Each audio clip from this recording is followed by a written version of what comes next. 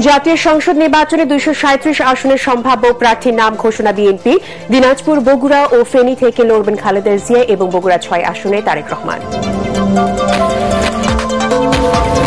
গণভোট নিয়ে মতভেদে উপদেষ্টা পরিষদে উদ্বেগ, আলোচনা করে মতৈক্যে পৌঁছাতে রাজনৈতিক দলগুলোকে 1 সপ্তাহের আলটিমেটাম, নইলে সরকার নিজেই সিদ্ধান্ত নেবে। নির্বাচনের আগে গণভোট করা সংবিধান পরিপন্থী অভিমত সিনিয়র আইনজীবী শাহদিন মালিকের। সুপারিশ দিয়ে প্রতারণা করেনি ঐকমত্য কমিশন, বদিউল আলম মজুমদার। গণভোট ইস্যুতে রাজনৈতিক দলগুলোর আলোচনায় প্রধান উপদেষ্টাকে রেফারির ভূমিকা নেওয়ার আহ্বান জামায়াতের।